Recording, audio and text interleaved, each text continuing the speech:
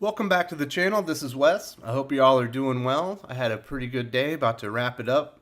Thought I would get one last comic review in before I called it a night. So we're going to go over Conan the Barbarian issue number 2.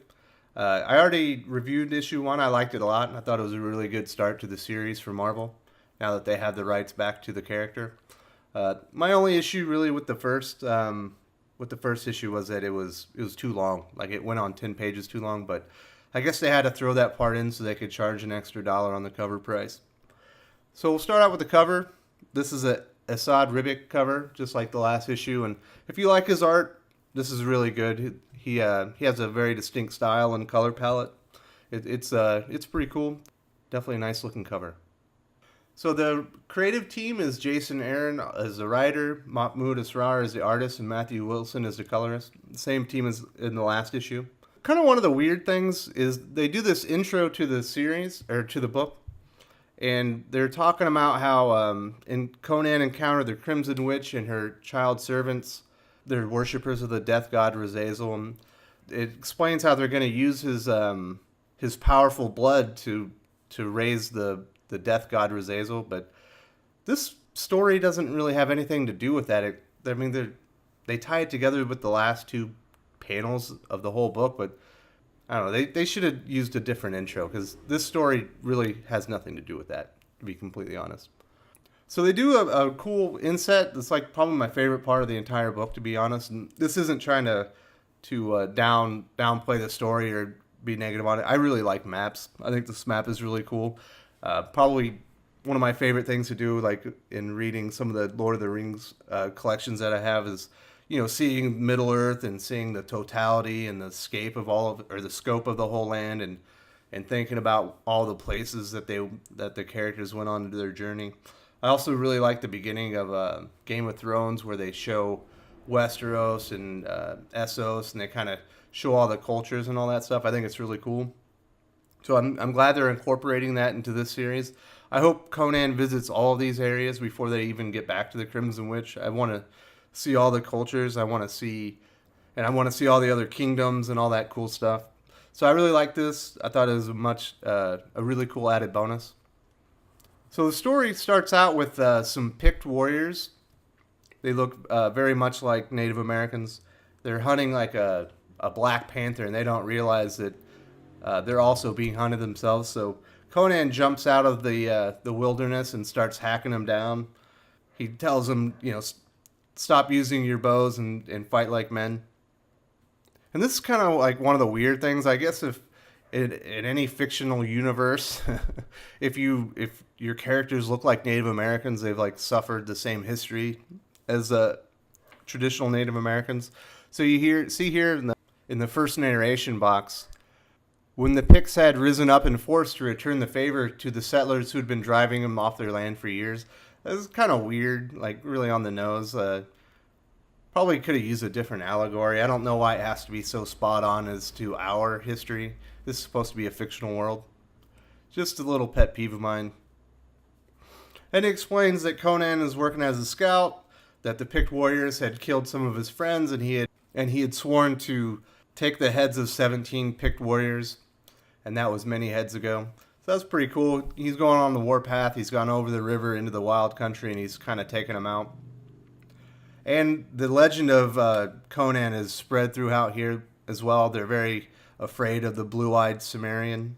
So he's about to go battle one-on-one with one of the picked warriors, and all of a sudden this enormous snake shows up. They identify it as a ghost snake, and he takes him up in his jaws. Conan says that's no death for anyone. So he swings his axe, hits the thing in the head, and saves the man. And then all of a sudden he was surrounded by snakes. He starts chopping them up, defending himself, and he passes out from all the venom and pain that he feels. And he wakes up, and here's like the local shaman, like healer, coming in to talk to him, telling him he's not dead. And after a brief interaction, they walk out into the village, and he's explaining to him that as long as he's under his protection, no harm will come to Conan, even though everyone there wants to kill him. And then Conan and the shaman are talking about how he's seeing snakes hunting packs like wolves. It's madness. He's never seen anything like that, and it's really strange. And then in passing, the shaman refers to Conan as civilized, and he lets him know in uncertain terms not to do that. And then they get into like a weird philosophical discussion of over who's better, Sumerians or PICTS, or. And then Conan explains, "I don't leave women and children lying naked and butchered." And the retort is, "But it's not your land that's been taken." Like I said, and again, too spot on the nose. Yeah, we understand that these are characters that are based off of Native Americans. They don't have to have their exact history. Kind of stupid. You would think they'd have a different history since this is a different world. And as they continue speaking, basically at the end, the shaman says that you're going to fight for us, Conan. So then they go into like a montage where Conan and the picked warriors are going out and they're fighting these ginormous snakes all day long. And even though he's chopping snakes down and saving all their lives, they still don't like him. They don't want to share their wine with him.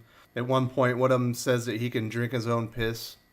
So they end up doing like this large ritual where they're all singing and dancing, trying to lure the king snake in and the rest of the snake pack. And by this time, it says women have shared their beds with Conan, and he may have even roared with the other warriors by the fire. So the snakes finally show up, and they're all about to defend the village, and they only have one request of the Sumerian, Conan. And we see him here. He's fight like Picts. He's in full Native American garb like the other picked warriors. His sword above his head, and like this is pretty unrealistic. This guy's, it already says in the story that Conan's gone across the river and he's been beheading multiple of these warriors. He's left widows and in all the villages. He's been killing them all, but now they're all brothers in arms to fight these big snakes. Not very realistic. This comic doesn't really seem like it's written on a timeline. They probably could have spread this out and say it lasted for 2 months or something realistic. There's no way after like 5 days they're all best pals and he's one of the tribe. Otherwise, it's a pretty good story. The artwork's really good. It fits the story really well. I like it. Definitely don't like it as much as issue 1. And like I said, by the end, the 2 children that were in the first issue finally show up, and apparently they're waiting on his blood to be perfect for this blood for the death god. Overall, like I said, it's a pretty good issue. I like it. There's a good amount of action. I think it was kind of stupid to use a culture and have it so on the nose and everything, and then they're just accepting him into the tribe, and he's one of their warriors after like a few nights of fighting together. I don't know. I guess I'll recommend it, but this is like a 3 out of 5. If they hadn't had all that stupidity, and if they had tightened up the story a little bit, maybe expanded the timeline and made everything make a lot more sense, it'd easily be like a 4 out of 5, but I don't think the plot worked very well. I think it was too condensed, and it just didn't really work for me all that well. Like I said, it's still pretty good. I like Conan the Barbarian. He's one of my favorite fictional characters in any medium. So I'll definitely keep reading this. This is a good series. So let me know what you think. Did you think it was a good book? Did you hate it? Did you love it? Let me know in the comments down below. You can always contact me on Twitter, talk about comics, Conan the Barbarian, or any others, at Wes_from_TC. If you like the video, please give it a like. Please subscribe to the channel, ring the bell for notifications for future videos, for reviews and other commentary. With that, Salamat Po, and I'm out.